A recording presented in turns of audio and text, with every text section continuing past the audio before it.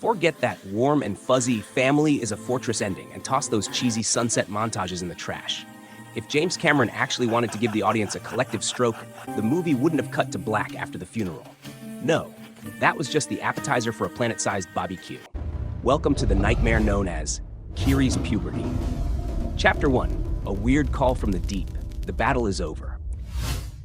Kiri is sinking to the bottom of the ocean, looking like she's about to log out of the Earth server. Wait, I mean Pandora.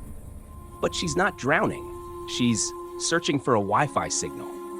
Instead of hearing Mother Eywa's gentle, dinner's ready voice, Kiri accidentally tunes into evil stepmom Eywa, an ancient entity with a heavy smoker's voice and a massive attitude problem. The seabed starts shaking like a disco floor, and a neon green vortex yeets Kiri back to the surface. She snaps her eyes open, and oh boy, those innocent doe eyes are now glowing red like a car's brake lights. Congratulations, Kiri has officially entered her villain era. Chapter 2, the funeral gets awkward.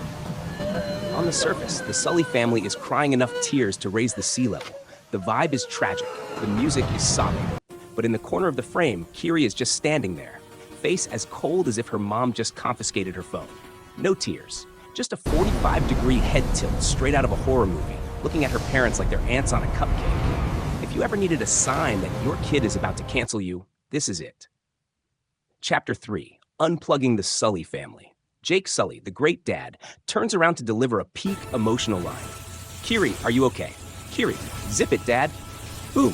She spreads her arms, fires off a blast of deep red energy, and the entire Sully family is literally deleted. No final words, no hugs. Jake, Neytiri, and the kids vanish faster than an ex-boyfriend's promises. Chapter 4, General Quaritch versus the Ragdoll. Not satisfied yet, Kiri ice skates across the water toward the enemy ship. General Quaritch stands on deck looking like a confused potato. He's probably thinking, wait, this wasn't in the script? Kiri raises her hand, uses a force choke made of glowing vines, lifts him into the sky, and yeets him into the ocean like a piece of trash. Quaritch crawls back onto a chopper, trying to fight back and spraying bullets everywhere.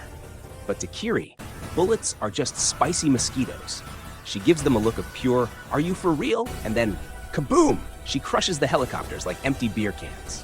Quaritch and Spider officially become New Year's Eve fireworks. Chapter 5, Pandora's forced eviction. Now there's no stopping the big boss. Kiri soars into the sky, aiming straight for the beautiful Hallelujah Mountains. Apparently, she thinks floating rocks are an eyesore because she decides to renovate the whole place. Shockwaves explode, and the islands crumble like stale crackers. The Na'vi flying their Ikrans are caught in the crossfire, falling out of the sky like flies hit with raid. Kiri has officially hit the factory reset button on the planet. Pandora goes from lush paradise to Hell's Kitchen in 3 seconds flat. Chapter 6, the Declaration of War, or a debt collection. Done with her hometown, Kiri flies out into deep space for some fresh air. Behind her, Pandora is burning like a giant pepperoni pizza. Kiri turns around, her blood-red eyes reflecting the image of a lush, unsuspecting Earth. She tilts her head, gives a cold smile that would make anyone's soul leave their body, and utters 2 simple words, Earth, next. The screen cuts to black and the end appears. But the entire theater remains paralyzed by collective psychological trauma. Just as the audience is about to riot and demand a refund, the screen suddenly flickers with static. As it turns out, this whole planetary deletion was just a horrific fever dream Kiri had after accidentally snacking on some sus, glowing mushrooms on the seafloor. She snaps awake to find her mom still nagging about cleaning the cave, and Netium, very much alive, casually grilling fish nearby. Everything is back to being warm, fuzzy, and nauseatingly sentimental, like the tragedy never happened. Kiri breathes a massive sigh of relief, wiping the cold sweat from her forehead. She smiles, but for a split second, her eyes flash a demonic red before flickering out. Alright kids, you can hit next now. Seriously, nothing left, 0, nada.